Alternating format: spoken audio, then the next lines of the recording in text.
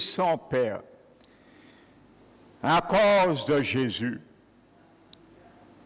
dont nous sommes là pour lui, car c'est lui qui a déchiré le voile de séparation dans le lieu très saint, pour que nous puissions rentrer librement en esprit pour te louer, t'adorer, nous présenter, Seigneur, devant toi, nos requêtes, nos doléances, Seigneur, sans rougir, car le sang de Jésus nous donne accès.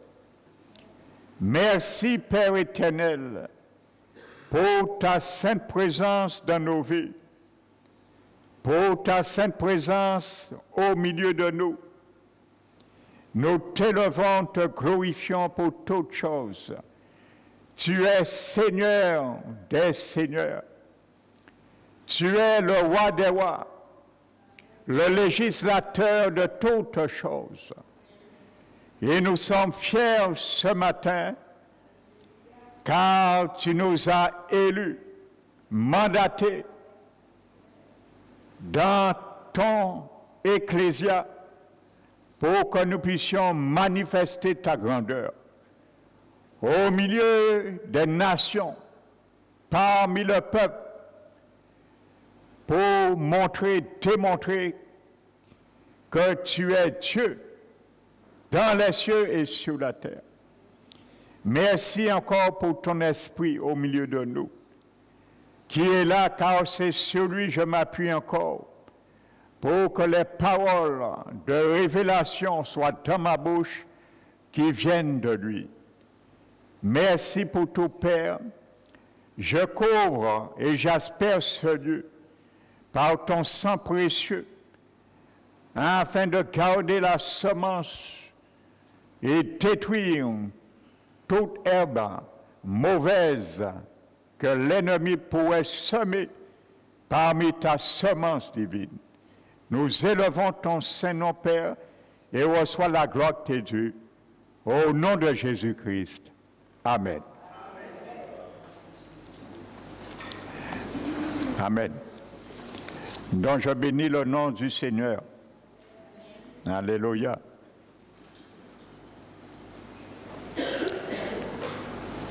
Donc je continue, je vous salue fraternellement, frères et sœurs. Alléluia. Et vous dire, vous êtes les bienvenus dans la maison et dans la présence de notre Père. Amen. Donc je vais continuer la deuxième partie du thème de dimanche dernier. Tu fais partie de cette ecclésia. Amen. Le titre. Donc, je m'étais arrêté dimanche dernier en vous expliquant, selon les Grecs, à l'époque du Christ, qu'est-ce qu'ils entendaient par ecclésia.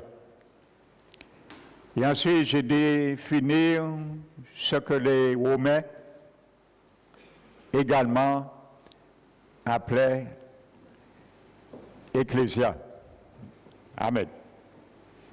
Donc, je vais continuer, car il ne s'agit ni de l'ecclésia des Grecs, ni des Romains, mais de l'ecclésia de Jésus-Christ. Amen. Et dont nous faisons partie. Donc, c'est pour cela que je disais, il faut que tu saches qu'est-ce que ça veut dire. Amen. Parce que tu es dedans. Je suis dedans. Alléluia. Amen. Donc, je continue. Donc, je disais, quand Jésus disait qu'il bâtirait son église, son ecclésia, il parlait incontestablement d'un ensemble de personnes qui légiféreraient dans le domaine spirituel pour lui. Amen. Étendant le gouvernement dans son royaume à toute la terre.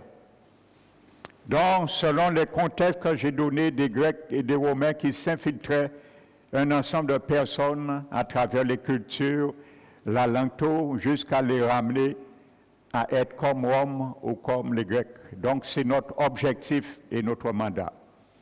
Amen. Par notre conduite, ainsi de suite, nous devons ramener le peuple et les païens à être aussi citoyens du royaume du Seigneur Jésus.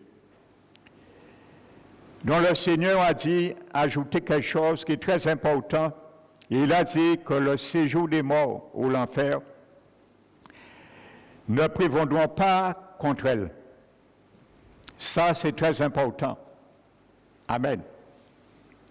Car l'enfer prévaut sur ce monde, sur toute législation, gouvernement du monde. Mais sur l'Ecclésia du Christ, ce sera différent. Amen. Donc, quand Jésus emploie les portes, ce sont des portes qui ne sont pas matérielles. Amen. Donc, je vais insister sur cela aussi, pour que nous le comprenions. Amen. Et à travers ce message, je vais illustrer, agrémenter par quelques témoignages sur mon ministère de l'Église également. Amen. Surtout dans la délivrance. Pour bien comprendre cela, frères et sœurs, que tu as et que j'ai ce mandat. Amen.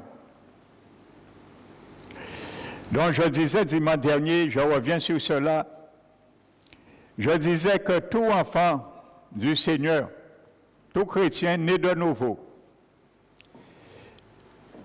a le pouvoir de chasser des démons dans la vie de quelqu'un. Tout enfant du Seigneur. Amen. Qu'il soit laïque ou ministre. Amen.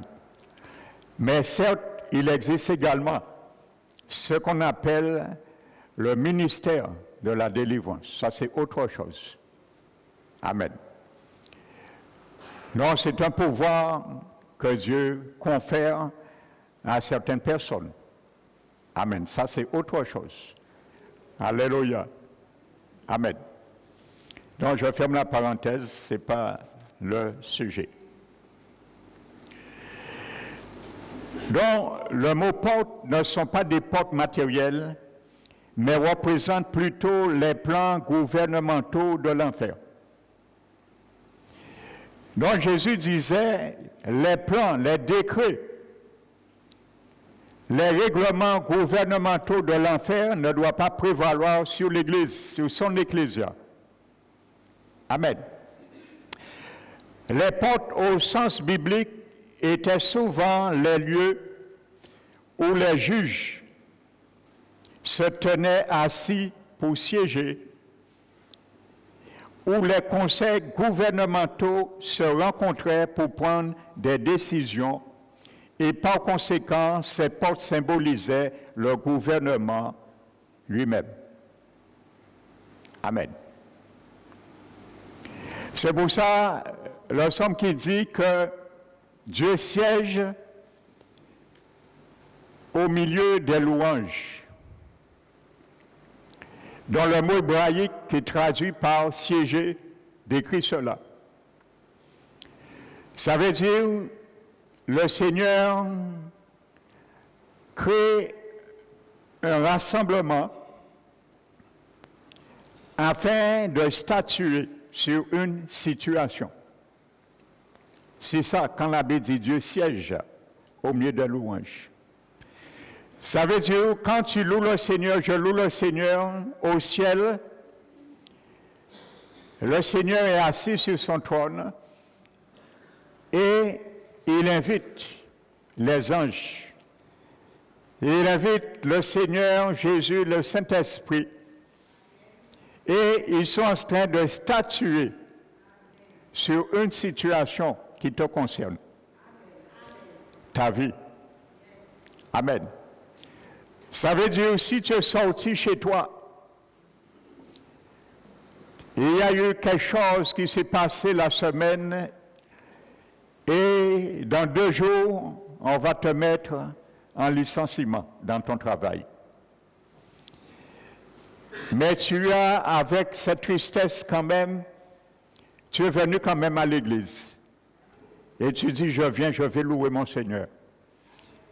Sachant cela, tu oublies cela et tu loues le Seigneur. Le Seigneur, c'est s'assiéger au milieu des louanges.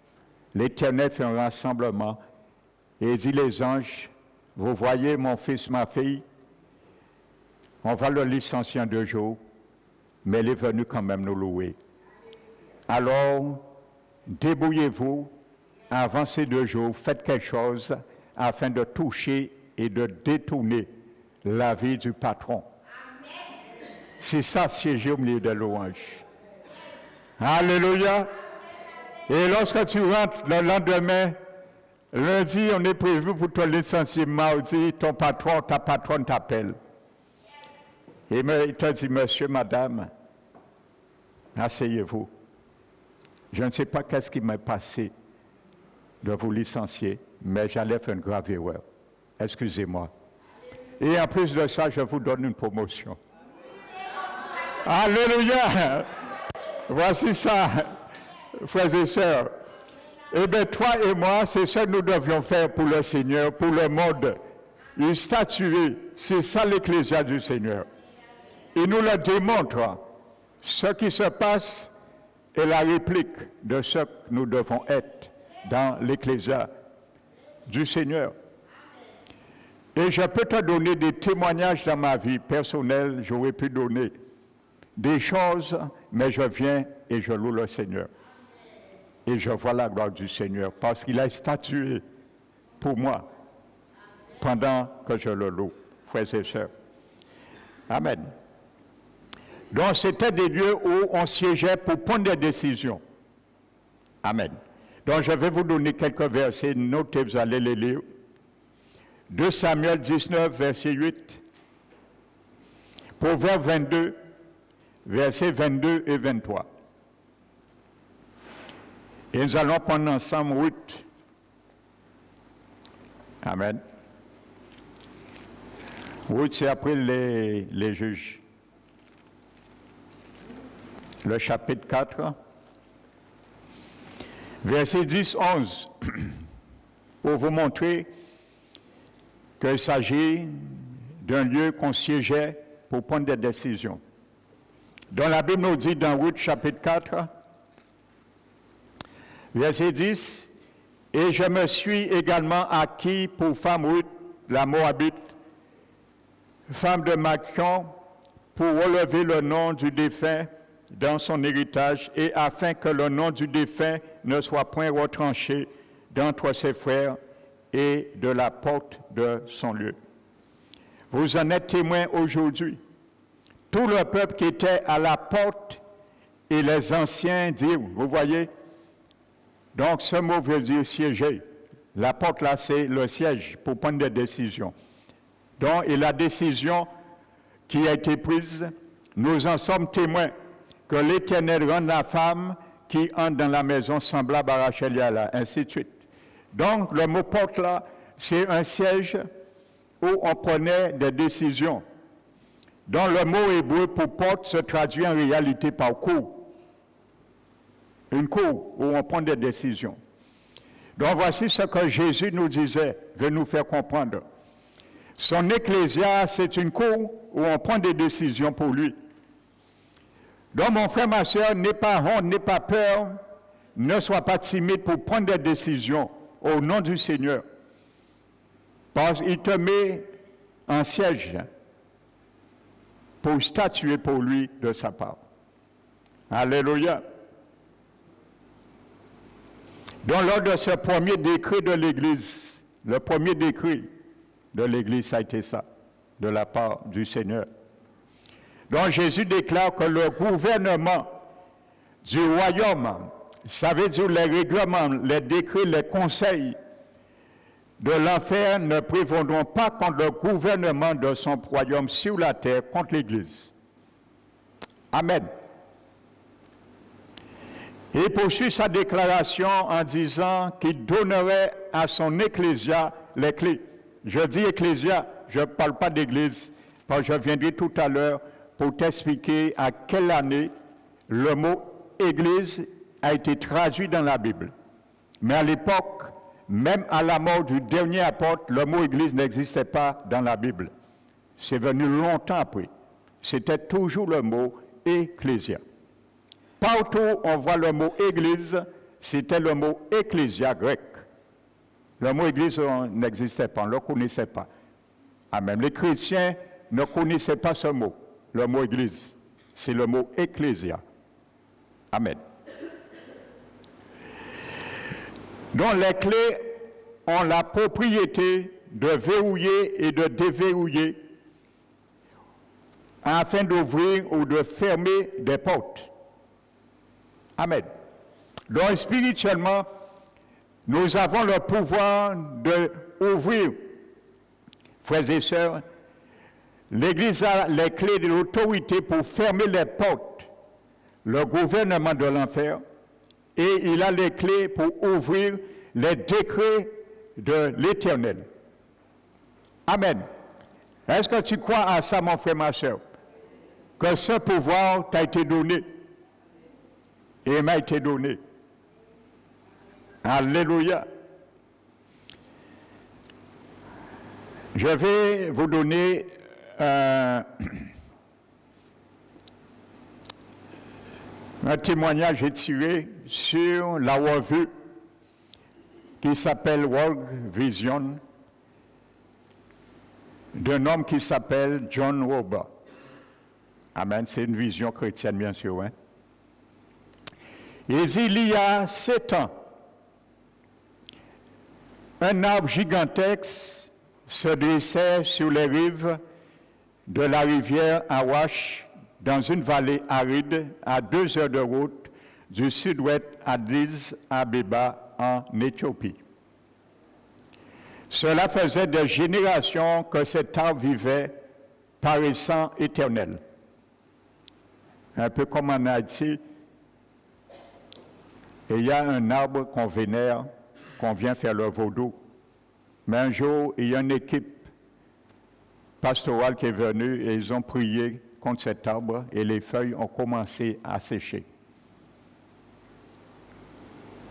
Mais après, cette personne a perdu sa vie. Hein. On l'a tué après, ce pasteur qui était venu pour ça. Donc c'est un témoignage vrai qui a été fait. Il a laissé sa vie. Mais il y a aussi un réveil qui s'est fait après. Amen. Parce que cet arbre a perdu sa capacité. Ça, c'est l'Ecclésia que tu fais partie, je fais partie. Donc, je continue ce témoignage. Donc, pendant des années, donc, cette revue dit, les habitants qui vivaient dans le district environnant avaient souffert de famine. Dans leur détresse, les gens venaient chercher de l'aide auprès de l'arbre. Un peu comme les gens qui viennent chercher de l'aide dans les chapelles. Amen. Croyant qu'un esprit lui donnait des pouvoirs divins, ils adoraient cet important géant. Chaque fois qu'il passait devant lui, les adultes l'embrassaient son énorme tronc et lui parlaient d'un doux voix, ton et respectueux. Les enfants, eux, disaient, cet arbre nous a sauvés. En 1989, World Vision démarra un projet de développement à cet endroit, incluant un système d'irrigation.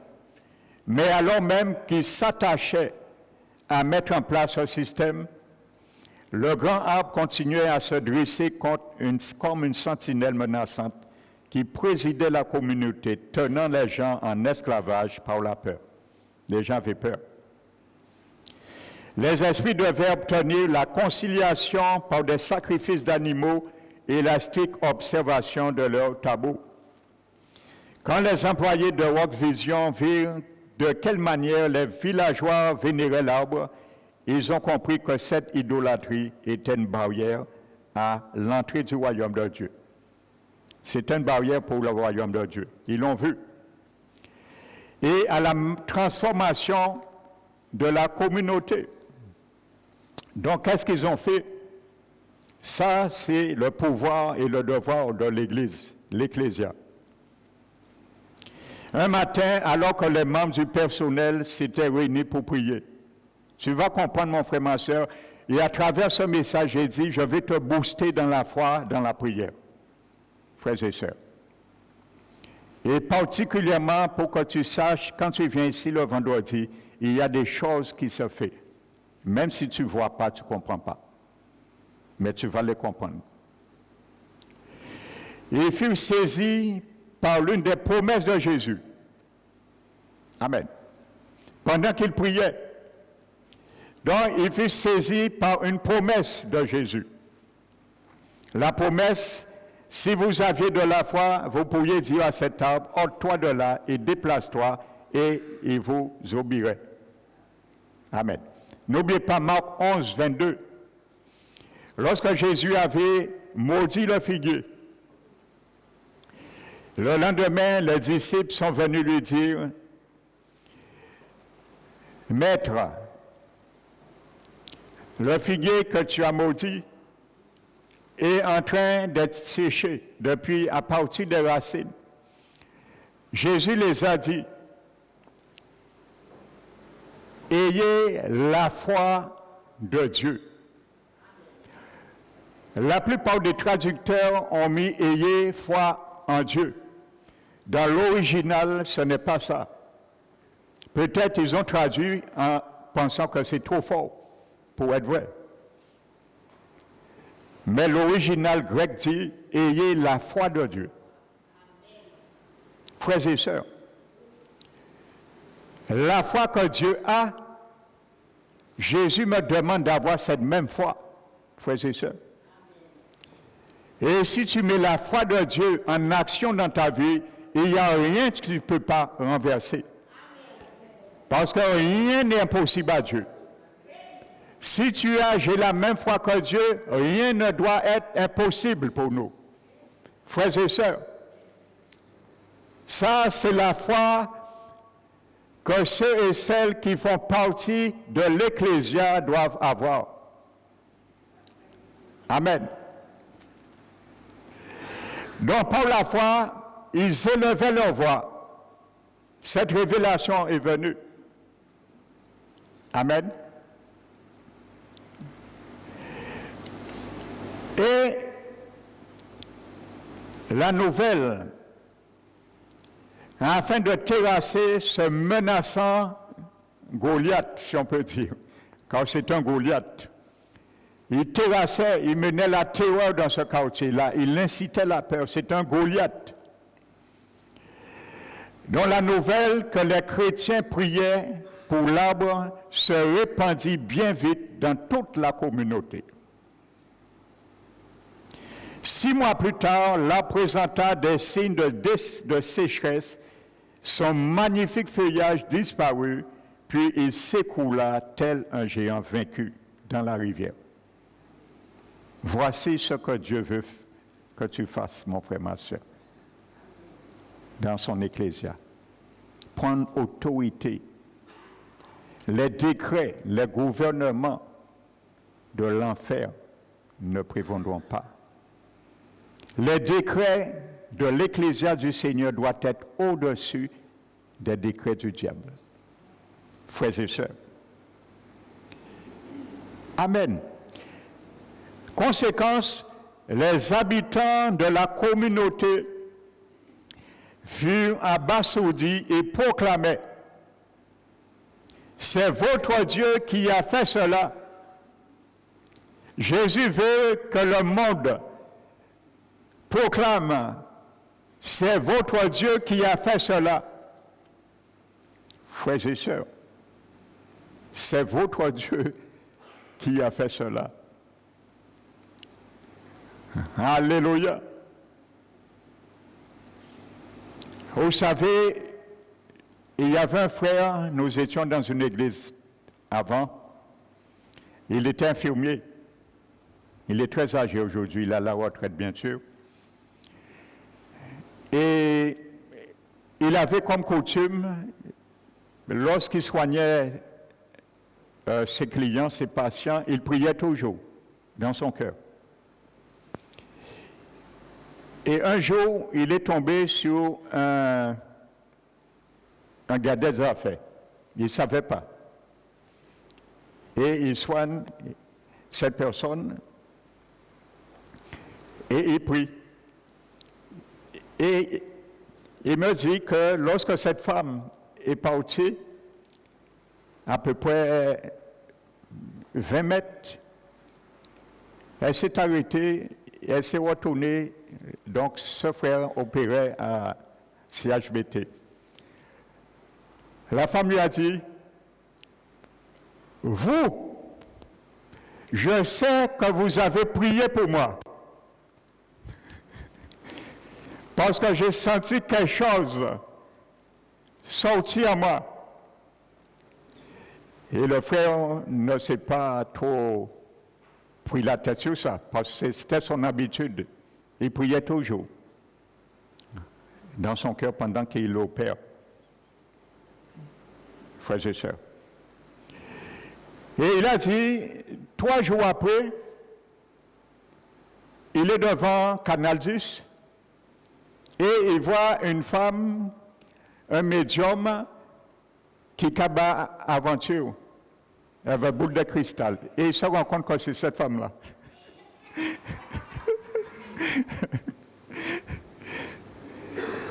Frères et sœurs, il faut que les sorciers reconnaissent qu'il y a une puissance, un pouvoir au-dessus de leur pouvoir.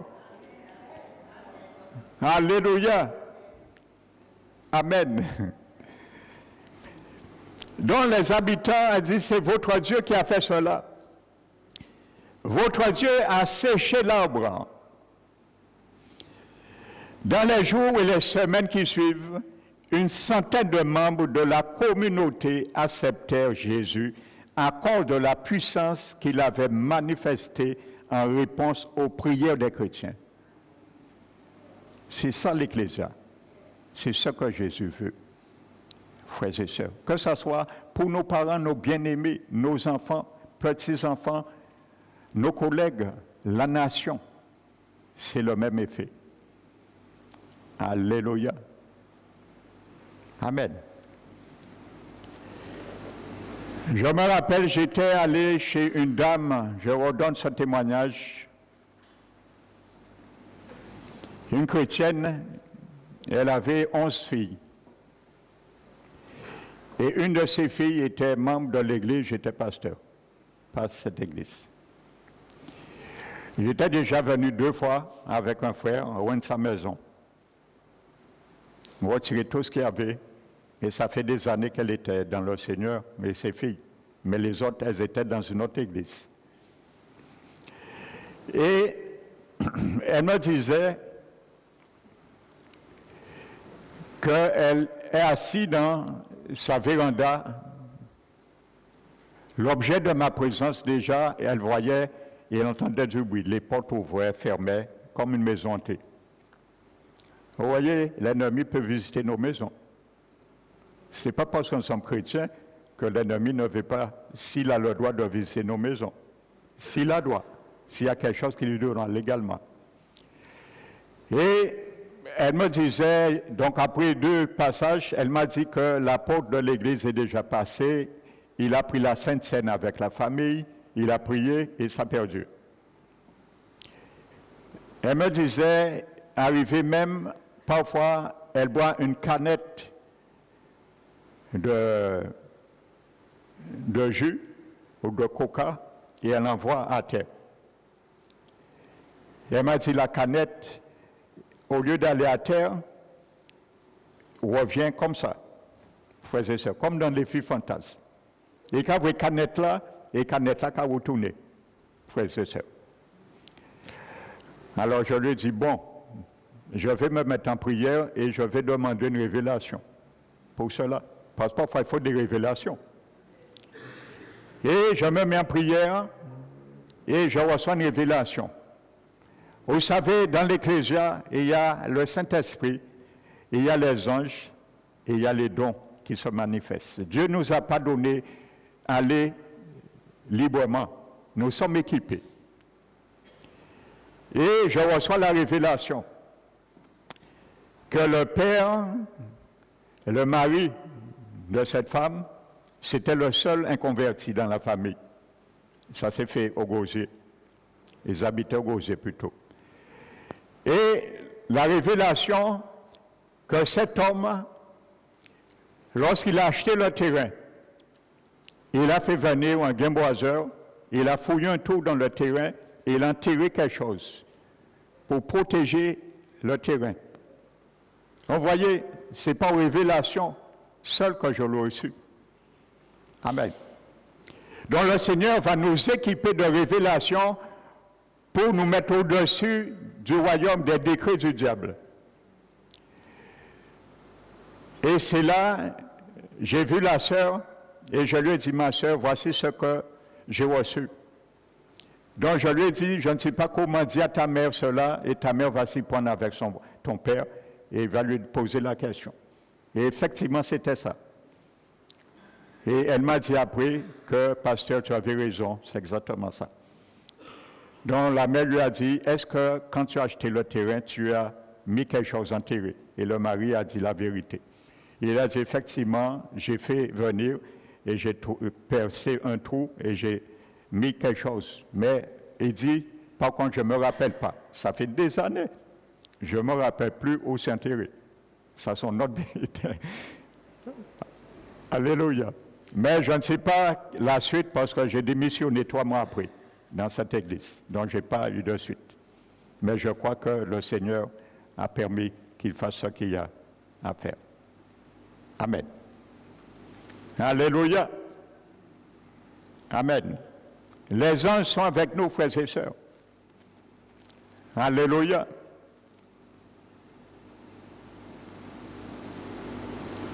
Et il y a un grand témoignage, je vais donner aussi. Le frère Tézier témoin, il était avec moi ce jour-là. Amen. Pour vous montrer, vous êtes équipés. C'est un chef d'entreprise. Son entreprise faisait faillite. Et il a demandé au frère Tézier, est-ce qu'il peut permettre que je vienne le voir pour prier pour lui? Incroyable, ça s'est fait. Et je suis venu, nous avons discuté avec cet homme. Lorsque nous avons discuté, il nous a dit qu'effectivement son entreprise était sur le point de descendre et on lui a présenté, une femme lui a amené voir un Haïtien pour s'occuper et permettre la restauration. Il nous a dit, il est parti en Haïti et il est resté 7 jours pour ça. Écoutez bien comment le diable est menteur, mais Dieu est la vérité.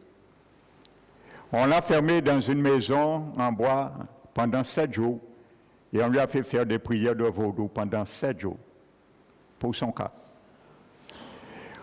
Et il nous a dit, on lui a présenté en Haïti le plus grand prêtre vaudou pour son cas, soi-disant les plus grands.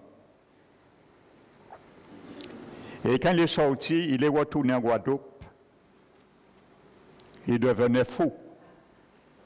Il a rencontré cet homme qu'il a payé pour cela 2 ans après. Et quand il a rencontré cet homme, l'homme a tressailli. Il lui a dit, au vivant toujours, tu dois être mort. Il nous a dit que cet homme lui a dit, quand il est retourné, de faire 2 trous dans son terrain. Dans un trou, de mettre un jas, un vase d'argent, et dans l'autre, une poule blanche dans l'autre trou. Et il a été fait. Mais il nous a dit, quand il est retourné, il devenait fou. Dès qu'il rentrait sur un terrain familial, dès qu'il rentrait dans le terrain, il marchait parce qu'il devenait fou.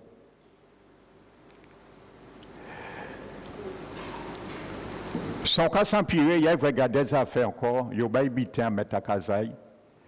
Lorsqu'on est venu, nous a dit ça, on a pris note. Je lui ai dit, nous quoi battre faire là pendant un show. On lui a dit, est-ce que tu te rappelles où tu as fait les 2 tours? Il nous a dit oui. On lui a dit, va prendre une pelle et commence à piocher. Parce que c'est toi qui l'as enterré, c'est toi qui dois le dépiocher. Et le frère dit, moi, nous étions en train de prier. Pendant qu'il était en train de faire ça, il transpirait. Lui-même, il avait devenu un peu fou. On lui a dit, rien d'autre va t'arriver, continue, nous sommes en prière. Et il a retiré le jas, on a trouvé quelques pièces d'argent.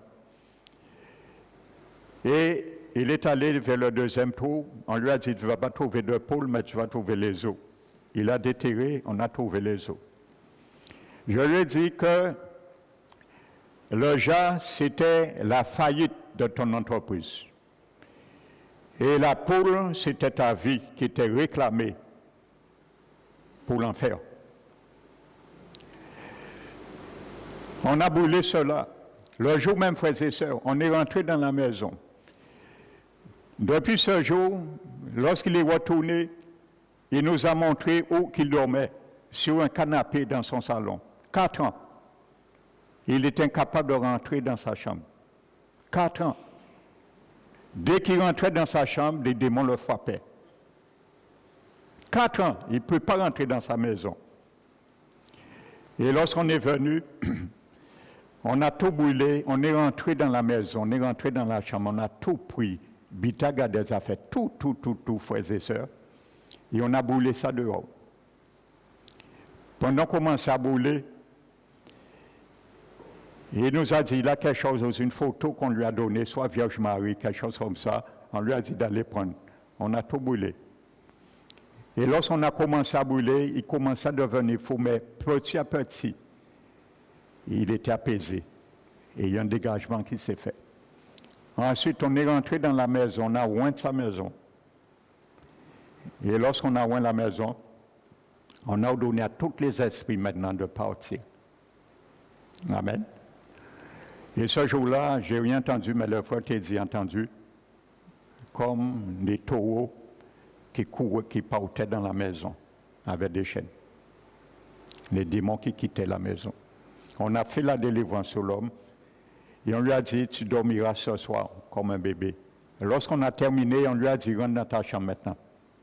Quand on a terminé tout ce qu'on a fait, on lui a dit, rentre dans ta chambre. Il a hésité, on lui a dit, rien ne t'arrivera, vas-y maintenant. Il est allé, il est rentré après 4 ans dans sa chambre. Le soir, il a dormi comme un bébé. Et il nous a appelé le lendemain. Et il est venu à l'église dimanche suivant. Frères et sœurs, mais ce qui m'a attristé, vous savez, comme je le dis, il y a beaucoup qui viennent au Seigneur, mais après, ils prennent Jésus pour une serpillière. Vous avez tout ce que le Seigneur a fait pour lui. Il est venu dimanche, et lorsqu'il est venu après le culte, j'étais le saluer. Vous savez qu'est-ce qu'il m'a dit? Effectivement, lorsque nous sommes entrés, j'avais ma voiture, le frère Teddy avait sa voiture.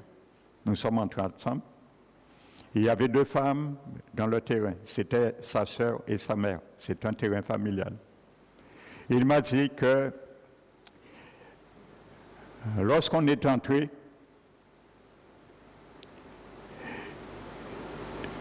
les 2 femmes qui étaient là, c'est sa sœur et sa mère. Et il m'a dit qu'il me dira quelque chose.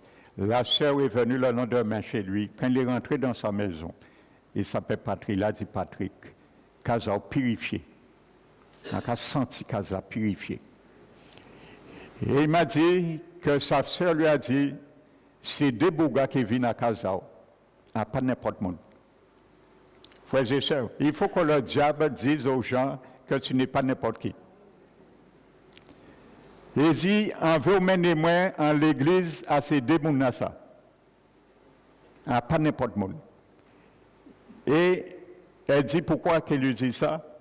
Et il a dit, lorsque nous sommes venus, le frère Teddy et moi, avec nos véhicules, ils ont vu Dieu a ouvert leurs yeux spirituels et c'est pour ça qu'ils sont partis. Ils ont vu des anges qui nous accompagnaient de leurs yeux. Leurs yeux étaient ouverts. Hein. Des anges qui accompagnaient la voiture du frère Teddy et de ma voiture. Et ils sont venus avec nous. Et lorsqu'ils sont venus, elles ont vu que ces anges étaient en train de combattre des démons qui étaient dans le terrain. Frères et sœurs. Et ils se sont retirés. Et vous savez, qu'est-ce que cet homme a dit à sa sœur? J'ai eu le cœur poignardé quand j'ai entendu ça. Et il a dit à sa sœur, non, pas amené. En cas tout seul, en cas il faut avant, et après qu'il mène. Vous savez, il a empêché sa sœur peut-être de rentrer dans le royaume. Après tout ça, bon Dieu fait. Et il n'est jamais revenu à l'église. Je l'ai rencontré 2 ans après. Il a bégayé. On s'est rencontré chez un fournisseur. Il venait prendre la marchandise. Son entreprise a refait surface. Il m'a dit, ah, Kevin. Je lui ai dit, ok, je suis habitué avec cette parole. Je n'ai pas pris de conversation avec lui, frères et sœurs. Voici parfois ce que Jésus fait et voici la reconnaissance que les gens pour Jésus ont pris. Frères et sœurs. Donc voici un gros témoignage, frères et sœurs. Amen. Ce que tu peux faire au nom de Jésus, au nom de l'Ecclésia. Mais il faut que tu sois sûr que tu fais partie de l'Ecclésia. C'est une autorité que Dieu nous a donnée. Donc nous avons le devoir d'envahir notre culture, notre lieu de travail, nos villes, ainsi de suite, de la part du Seigneur. Alléluia. Il a dit de faire de toutes les nations des disciples. Alléluia. Et vous savez, les gens qui ont mal parlé l'église, parole qui restaure, ils ne savent de qui ils ont parlé. Ils ont critiqué et ils ont insulté Jésus. Bon, je sais ce que Jésus fait dans cette église. Amen. Alléluia. C'est parce que je ne fais pas trop de publicité. Mais les gens qui critiquent cette œuvre, ils auront compte à rendre à Dieu. Un jour. Parce que c'est l'œuvre du Seigneur qui méprise. Amen. Les mounikas disent pas action, ainsi de suite. Alléluia. Donc, nous allons voir Acte 13, frères et sœurs. Acte 13, verset 36. Nous rencontrons un autre terme gouvernemental qui décrit notre rôle d'agent de Dieu au sein du gouvernement terrestre.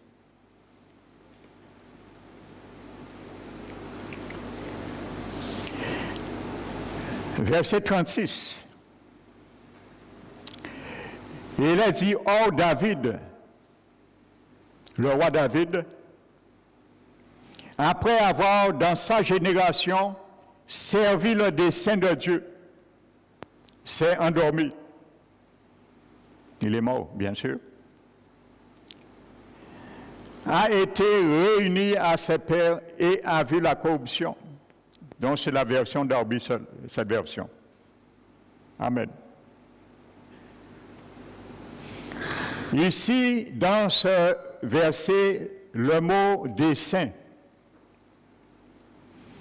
a été traduit du mot grec boolé, en grec, qui est traduit par dessein.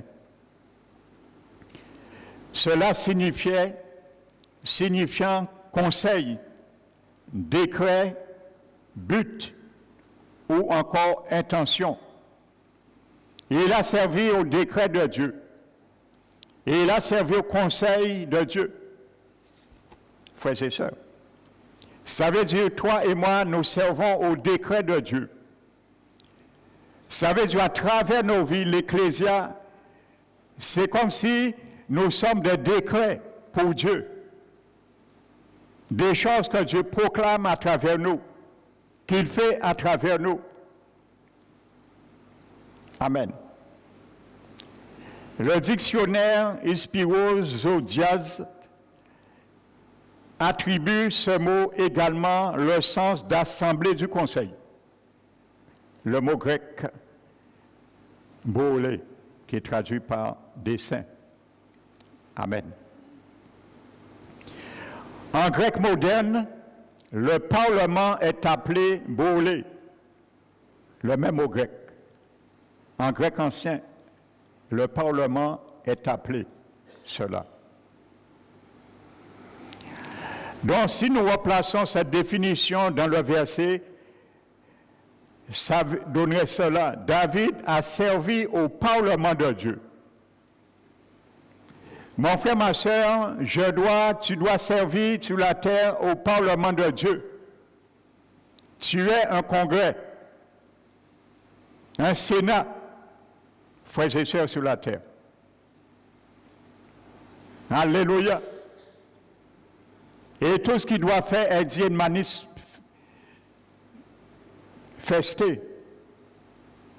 du ciel. Amen. David savait que dans son rôle en tant que roi, il représentait et servait le gouvernement de Dieu. Et était ainsi porteur de l'autorité de Dieu, devenait responsable devant Dieu. Amen. Le mot servi, toujours dans ce texte, c'est le mot opiereo. Et ce mot aussi est révélateur. Cela veut dire littéralement sous-rameur. Amen. Servir, ça veut dire sous-rameur. Vous savez, des rameurs qui rament en même temps. Alléluia. Ça veut dire que David n'était pas le seul, mais à travers le décret de Dieu, il a amené toute la nation à rentrer dans le même plan. Sous-rameur, servir. Alléluia. C'est ça que Dieu veut de toi et de moi, mon frère, ma soeur. Ce mot grec qui se traduit par servir, opiereo, il est employé aussi pour parler de quelques rameurs dans une galère. C'est ce mot qui est traduit, employé pour David. Il est employé pour désigner quelques rameurs dans une galère. Frères et sœurs, dont la clé de leur réussite était la synergie créée par le fait de ramer ensemble ou simultanément. Donc, voyez, l'Église ne doit pas être individualiste. Ceux et celles qui disent « je suis l'Église, je reste chez moi », avec qui tu vas ramer? Tu vas ramer tout seul? La Bible dit qu'ils ramaient ensemble. Tout le peuple, il amène le peuple par le décret de Dieu à ramer ensemble, frères et sœurs. Alléluia. L'Église est amenée à ramener ensemble, frères et sœurs. Et il n'y a pas de place pour la lassitude, pour les individualistes qui pensent qu'ils peuvent rester chez eux et ils sont l'Église. Non, tu n'es pas l'Église. Tu es un membre de l'Église. Tu n'es pas l'Ecclésia, tu es un membre de l'Ecclésia. Donc si tu ne te réunis pas, le Seigneur te considère comme à part et non faisant partie.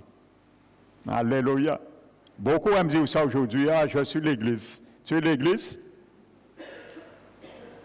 Tu es un membre de l'Église, tu n'es pas l'Église. Et quand tu te isoles, tu ne fais pas partie du corps. Parce que je ne peux pas prendre mon bras, du bois, quand tu tires là, je là. Quand mettre là, on n'a pas besoin de là. Si je prends mon bois, je le mets là, mon bois ne fait plus partie de mon corps. Et si je demeure trop longtemps mon bois coupé, il pourra évaporer et mourir. Alléluia. Donc ceux qui se retirent aussi de l'Ecclésia, ils restent trop longtemps, ils mourront aussi spirituellement. Amen. Donc je disais, sous-rameur, dont la clé de leur réussite était la synergie créée par le fait de ramer ensemble ou simultanément. Ramer chacun son tour n'aurait pas été d'une grande efficacité. David, à son époque, menait une nation sous-rameur. C'est ça que Dieu veut de son ecclésia. sous Hammer, il veut que tout le monde arrive à cet objectif. Frères et sœurs. Notez qu'il leur permettait aussi de ramer en étant parfaitement synchronisés à la cadence de Dieu. Parce que vous savez, lorsqu'il y a une course des rameurs, il n'y a pas ceux qui font ça en même temps et un fait là, parce qu'ils vont empêcher et forcer les autres. Donc, nous devons aller avec la cadence de Dieu, synchroniser avec la cadence de Dieu. Il ne faut pas dans l'église, il ne faut pas dans l'ecclésia, il y a ceux qui croient que Dieu peut faire cela, et il y a certains qui croient que Dieu ne peut pas faire cela. C'est sous Hammer. Nous tous caramés en même synchronisé, en même cadence là. Le Seigneur a dit, nous avons tous la foi de Dieu, allons de l'avant, en nous ramer ensemble. Frères et sœurs. Aujourd'hui, trop d'enfants du Seigneur minimisent ce qui est en eux, frères et sœurs. Ce que Dieu a mis en nous. C'est ainsi que tous les chefs de gouvernement devaient servir Dieu. Malheureusement, non. Normalement, c'est ça. Vous savez, avant, on avait mis l'éducation religieuse dans les églises, dans les établissements scolaires. Lorsqu'on rentrait, la première chose qu'on nous faisait, on nous faisait réciter une prière. Maintenant, ça n'a plus d'intérêt. Amen. Parce que le diable, il a rasé cela. Mais le Seigneur Jésus a une ecclésia qui est plus grande que cela. Amen. Donc le Seigneur Jésus, frères et sœurs, nous a donné aussi ce mandat. Mais il faut ramer ensemble, synchroniser à la cadence de Dieu. Si Dieu a dit ça, il dit je peux, nous devons croire que nous pouvons. Amen. Prions, le Seigneur fera. Ayons foi, frères et sœurs, le Seigneur agira. Ça dans tout domaine, que ce soit dans la prière pour les malades, pour la guérison, la délivrance, une situation pour renverser une situation, un programme de l'État, ainsi de suite. Combien de fois ici nous avons prié pour renverser des grèves d'essence qui étaient programmées? Rien ne s'est fait, frères et sœurs. Donc croyons à ça, frères et sœurs, c'est une réalité. Frères et sœurs, nous avons le droit des décrets. Je parlerai tout à l'heure, de décrets de la part de l'Éternel, pour bien montrer, frères et sœurs, quand tu décrets les choses arrivent.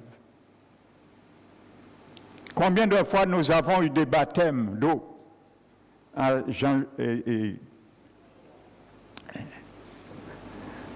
frères et sœurs, Bois-Jolant, ils avaient annoncé la pluie. Nous avons prié. Et un jour, nous avons vu la pluie commencer. On était en alerte orange, frères et sœurs. La pluie commençait, au loin, la vue, on a prié. La pluie est restée au loin. Il ne s'est pas approché. Et lorsqu'on est parti à 18 heures, la pluie s'est mise à tomber comme torrentiel. Vous ne croyez pas ça? Ça, c'est le décret de l'Ecclésia du Seigneur. Frères et sœurs, c'est des choses que nous avons vues. Amen. Vous savez, il y a un pasteur, Richard Brink, un pasteur coordinateur d'État du réseau de prière stratégique du Maine aux États-Unis. Il partage un témoignage suivant. qui illustre l'autorité, l'objet de nos propos. Écoutez. Il dit en 1997, il nous fut rapporté de New Brunswick au Canada qu'un jeune garçon de 10 ans venait de se suicider à Big Cove, une réserve de la tribu indienne de Micmac, frères et sœurs. Au cours de 5 années qui suivirent, notre Église y organisa différentes campagnes d'évangélisation et mit aussi en place des programmes de prière. Amen. Tu vas comprendre la puissance et la force de la prière. Nous constatâmes qu'en plus du chômage et de la toxicomanie se cachait une menace encore plus sinistre derrière certains des suicides commis. Et il y avait une forteresse qui poussait les gens à se suicider. Frères et sœurs.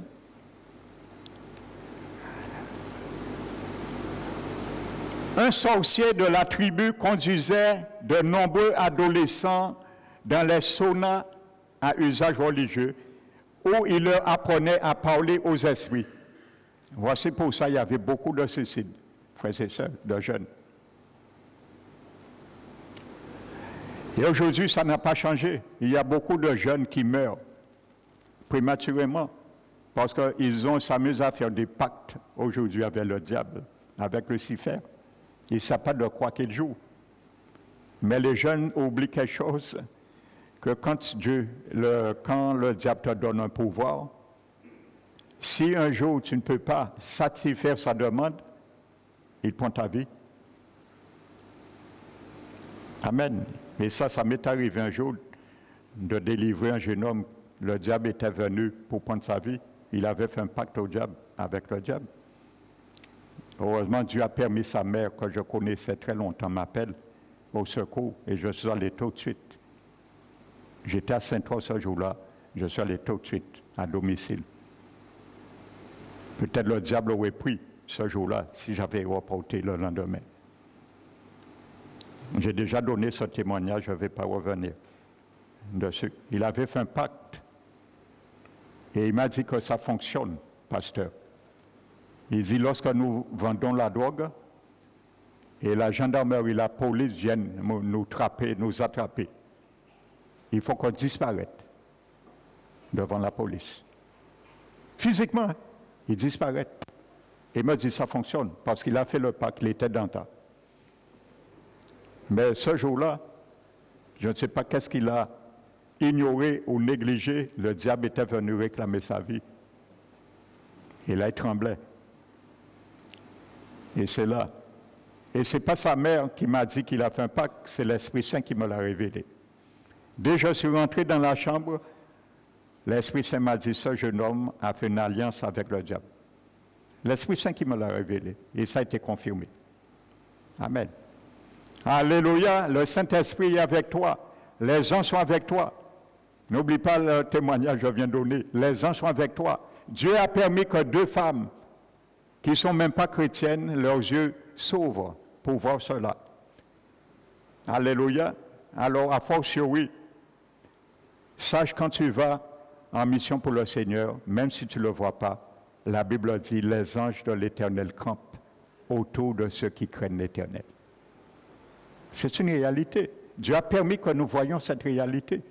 Frères et sœurs, des anges étaient avec nous. Alléluia. Amen. L'Esprit Saint révèle.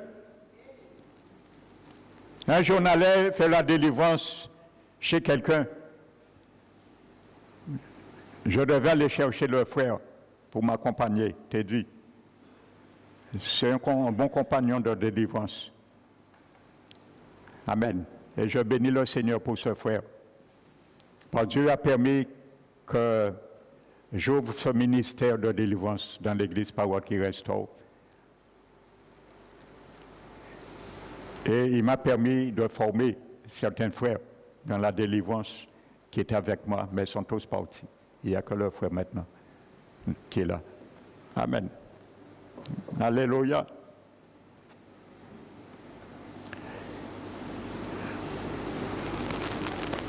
Donc je disais un jour, en allant, je conduisais et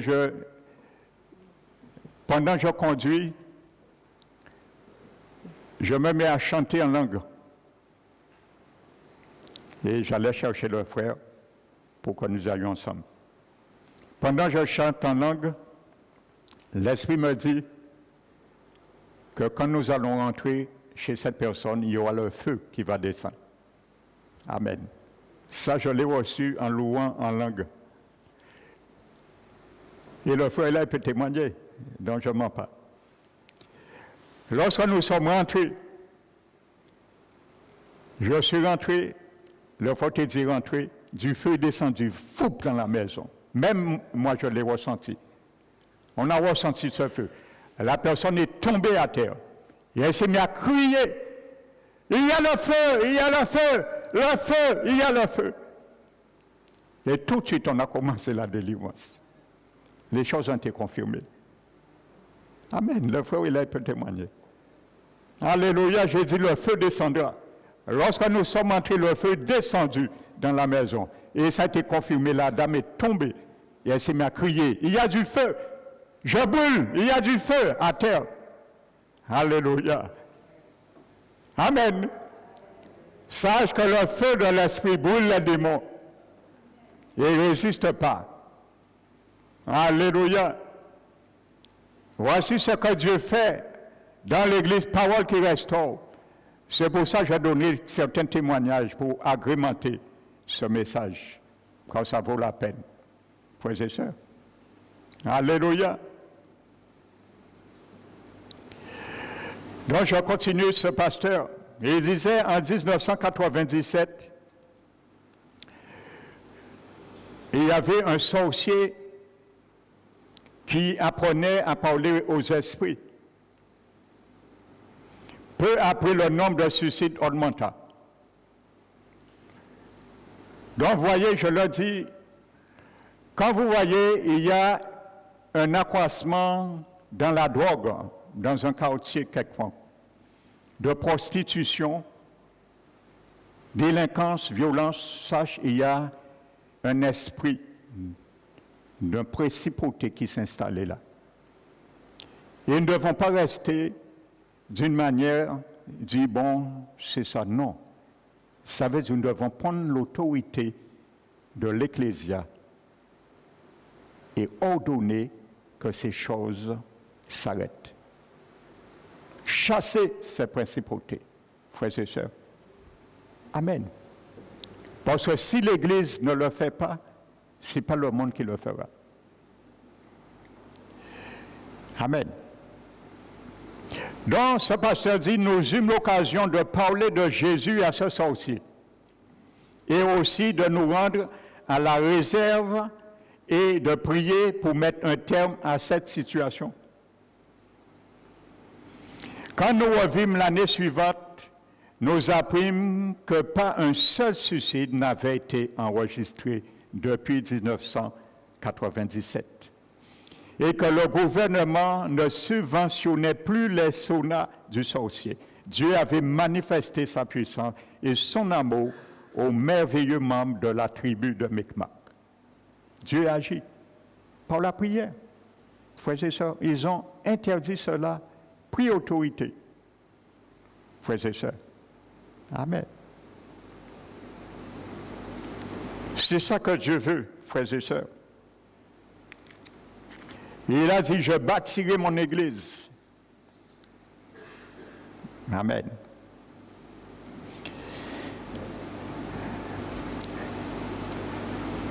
Maintenant, les traductions du Nouveau Testament n'emploient le terme église qu'à partir de 1557. Avant 1557, il n'y a aucune Bible que vous allez voir le mot église inscrit. C'est toujours ecclésia. On trouve pour la première fois dans les Bibles le mot église à partir de 1557.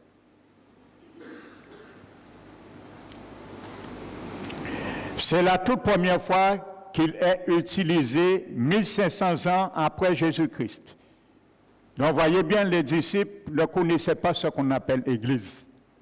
Ils connaissaient Ecclésia. Mais nous, aujourd'hui, on appelle l'Ecclésia Église. Hein? Amen. Pas dit pasteur, tu n'as pas besoin de l'Église, c'était Ecclésia. Alors, nous pas venir l'Église encore. L'Église, c'était le mot Ecclésia. Je t'explique comment ça a été fait la translittération. Amen. Quand tu viens à l'église, tu peux dire tu vas à l'Ecclésia. C'est la même chose. Amen. Donc, avant cela, Ecclésia était traduit par assemblement, assemblée, congrégation, assemblée des fidèles ou rassemblement. Amen. Cette traduction fut effectuée en Suisse, le mot Église.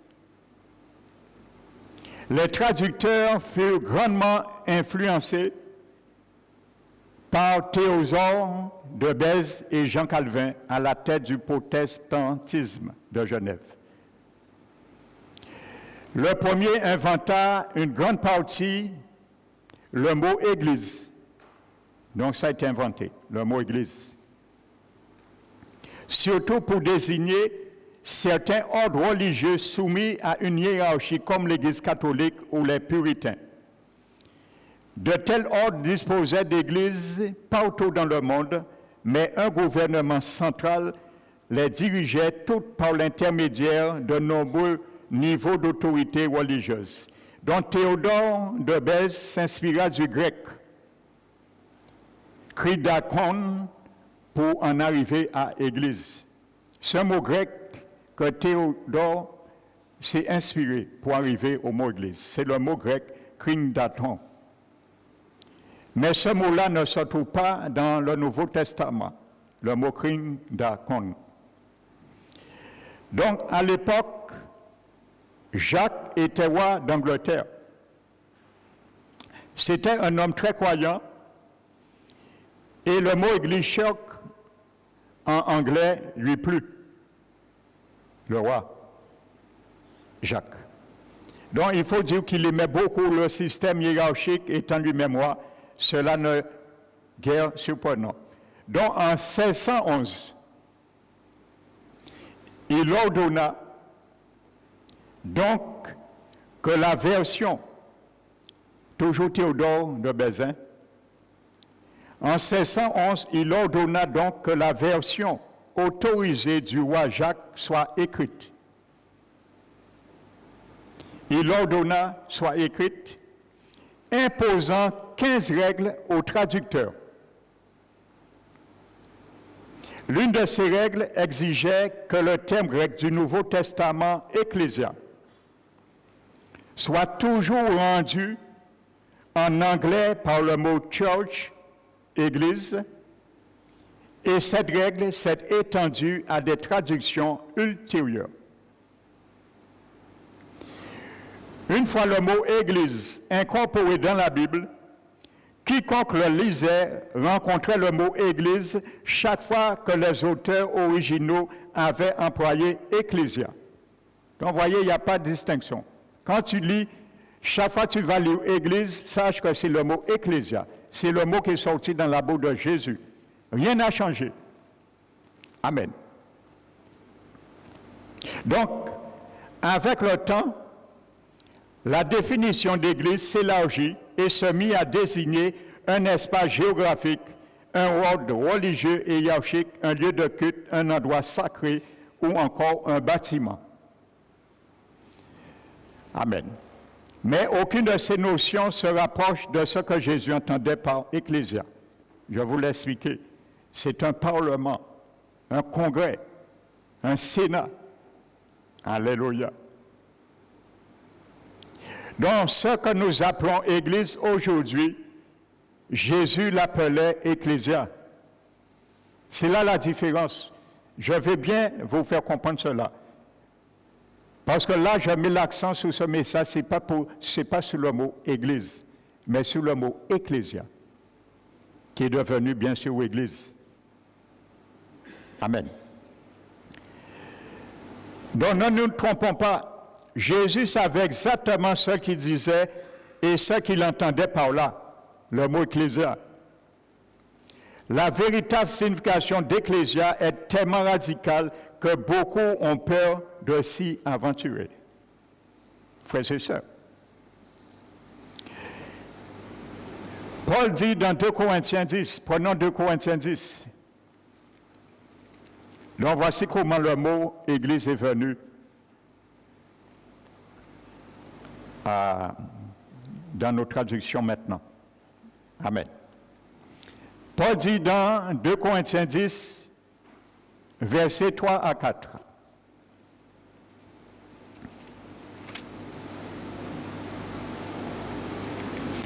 Et il dit, si nous marchons dans la chair, nous ne combattons pas selon la chair, car les armes avec lesquelles nous combattons ne sont pas charnelles, mais elles sont puissantes par la vertu de Dieu pour renverser des forteresses. Amen. Donc nous disposons des armes que nous sommes censés renverser, des forteresses nous sommes censés renverser. Amen. Et aujourd'hui, il y a beaucoup de forteresses. Il y a des forteresses dans les lois gouvernementaux. Il y a des forteresses partout, dans les écoles, dans les établissements, frères et sœurs. Et il y a des forteresses. Dieu nous donne autorité de les renverser. Le verbe dans ce verset, combattre.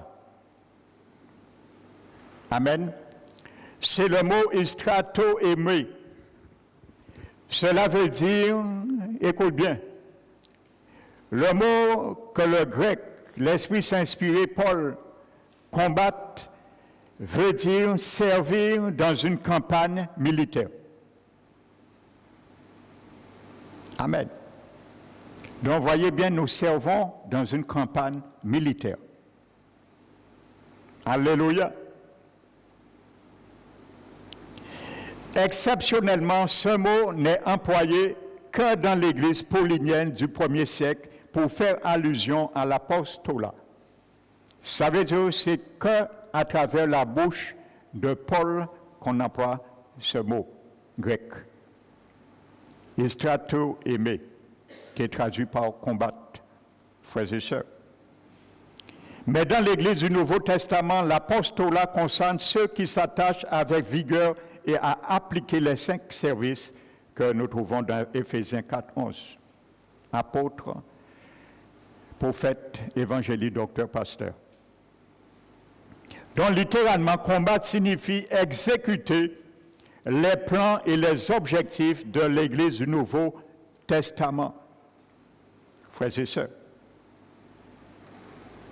Alléluia. Paul continue au verset 6 de 2 Corinthiens 10. Et il dit, nous sommes prêts aussi à punir toute désobéissance lorsque votre obéissance à vous sera complète. Le mot prêt, là, est le mot grec étoimos, qui veut dire préparer, prêt, disposer. Le verbe punir, c'est le mot grec ekdikeo, qui signifie faire justice, tirer vengeance, châtier, se venger. De quoi nous allons voir? Amen. Pas tirer vengeance, se venger contre quiconque. C'est pas ça. Amen. C'est venger, frères et sœurs, et châtier toute désobéissance qui contredit la parole de Dieu. Alléluia. Donc, ça veut dire que tu dois châtier, chasser, te venger contre toute hérésie, contre toute fausse doctrine, contre toute forteresse que tu as acquis peut-être dans le passé. C'est ça. Tu as l'autorité de les juger, de les châtier, de te venger contre ces doctrines. C'est ça que ça veut dire. Mais pas se venger contre quiconque. Faire justice. Alléluia. Quelqu'un t'a dit, mais non, Dieu ne guérit plus. Tu dois faire justice à cette parole et démontrer Dieu guérit. Frères et sœurs, démontrer que Dieu guérit. Alléluia.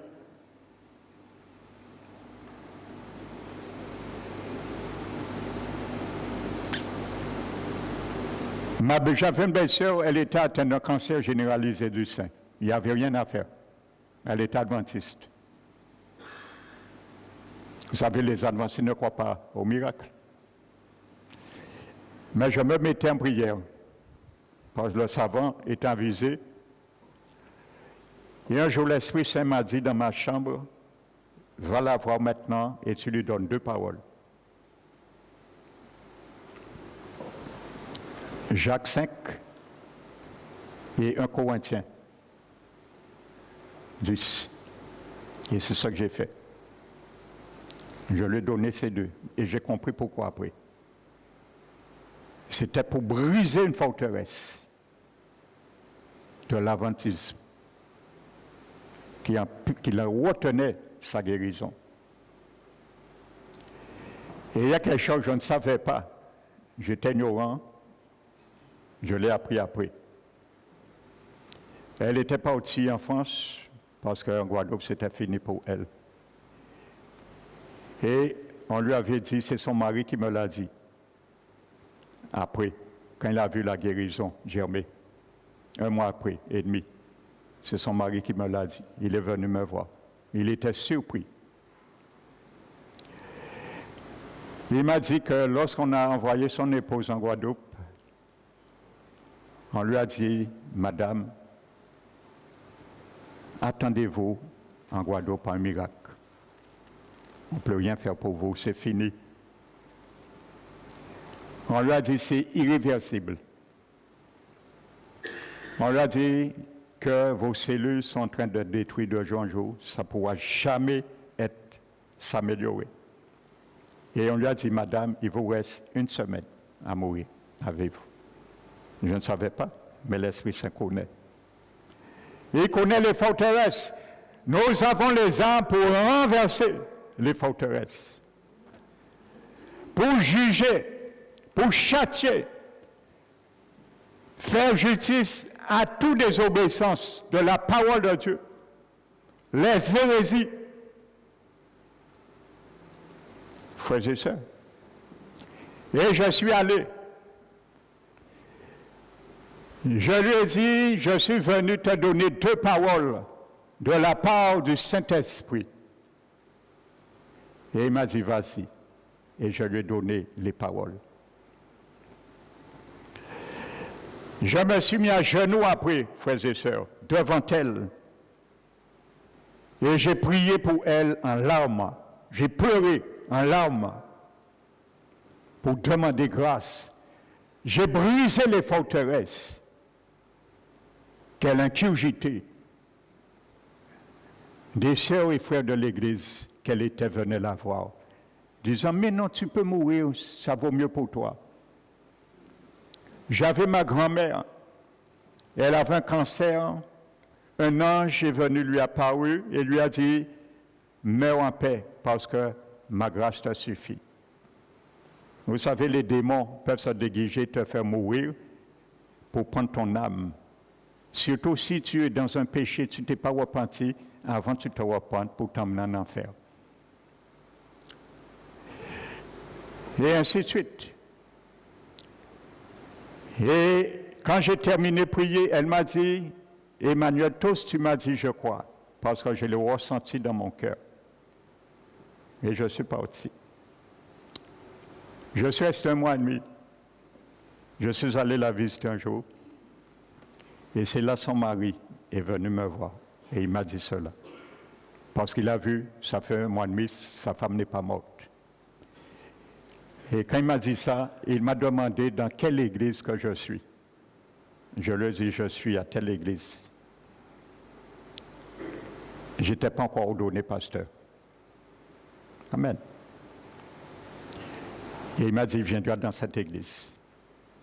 Vous savez, quand vous donnez, manifestez votre foi, ça donne envie aux gens de venir à votre église.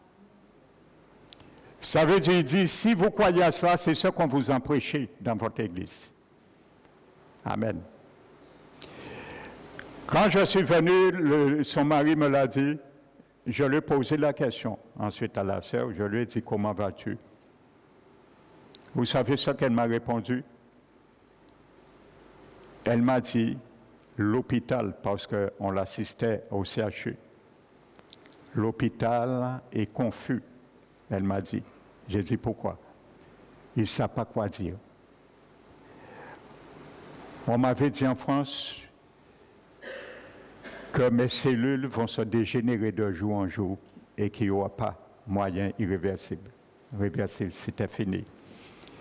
Et à l'hôpital, c'est l'inverse qui se fait. Chaque jour, les cellules sont en train de se régénérer. Alléluia!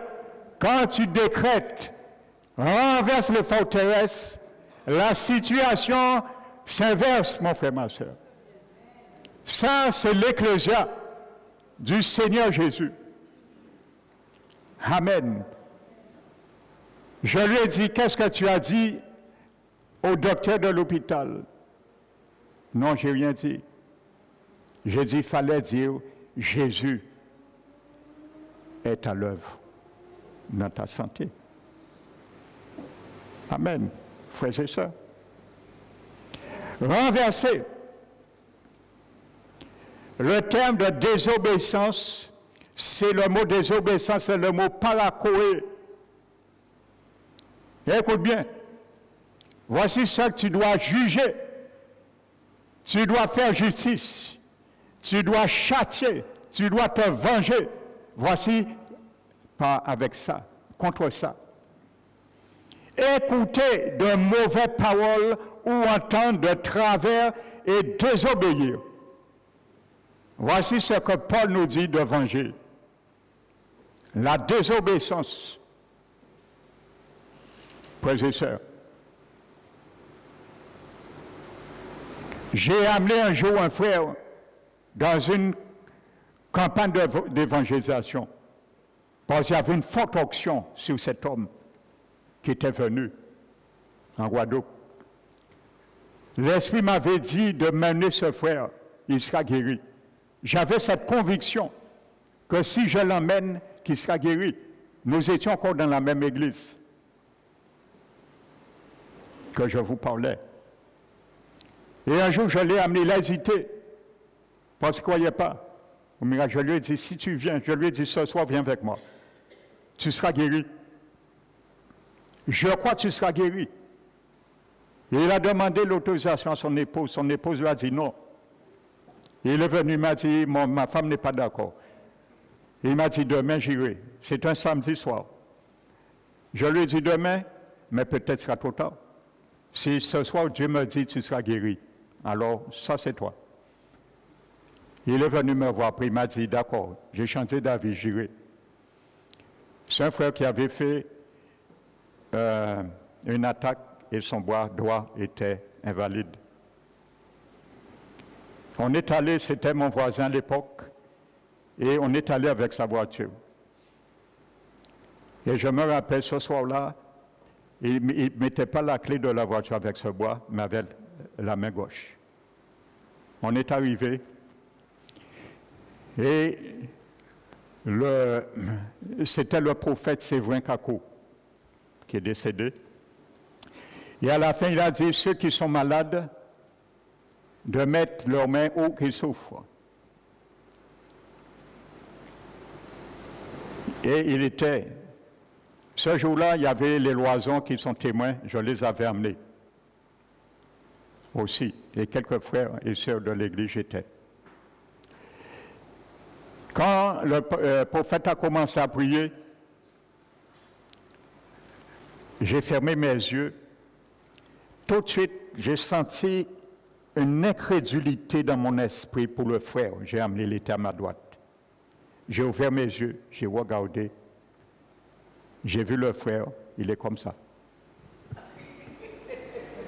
Il est en train de gober à droite à gauche. Je l'ai emmené pour que Dieu le guérisse, pour qu'il reçoive un miracle. Je l'ai ressenti dans mon esprit. Vous savez, je l'ai exhorté à haute voix, publiquement. Parce que j'avais tellement, j'ai mis ma foi pour lui et je vois, c'est comme si il prend pas égard quoi. Je lui ai dit, mon frère, tu n'as pas entendu ce que le serviteur a dit? Il a dit de mettre ta main où que tu souffres. Vous savez, lorsqu'il a touché son bras, il a crié. Il a crié, ah! Et sa main est montée tout seul. Et il a été le soir même, il a demandé à témoigner sur la chair. Et il a dit, lorsqu'il a touché sa main, il a senti de l'électricité, une décharge électrique, depuis sa main jusqu'à l'épaule, et il a été guéri. Frères et sœurs. Alléluia. Mais vous savez quelque chose. Le lendemain, je suis allé chez lui. Je l'ai vu en train de faire du béton, malaxer du béton, bouette, bien guéri. Je lui ai dit, mon frère, écoute quelque chose maintenant. À l'église,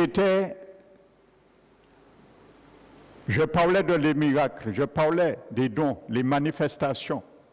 On refusait cela parce qu'on prêchait l'inverse, on disait que Dieu ne guérit pas.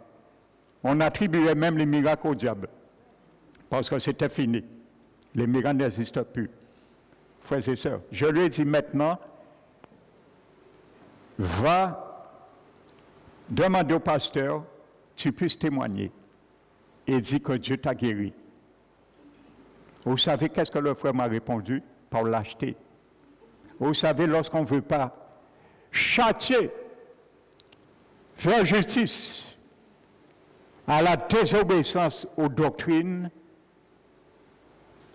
eh bien, on bat ma charrière. Paul nous a dit, nous donne l'autorité de châtier toute hérésie. Vous savez qu'est-ce qu'il m'a dit, frères et sœurs? Pour ne pas aller. Peut-être il aurait fait cela. Peut-être qu'il dit que Dieu n'aurait pas ramené un réveil dans cette église. Et quoi vraiment?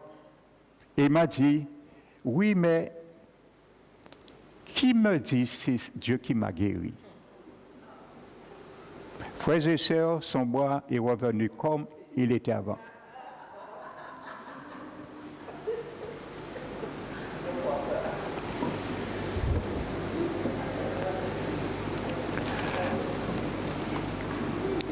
Alors quand Dieu nous dit de châtier les hérésies, pas châtier, frères et sœurs, renverser les forteresses, pas renverser. Je vous dis, je vais agrémenter ce message avec beaucoup de témoignages. Comme ça, on saura qu'est-ce que Dieu fait dans l'église parole qui ressort. Alléluia. Amen. Pour moi, je crois à le Dieu que moi je sers et que je témoigne dans ma vie. Désobéissance.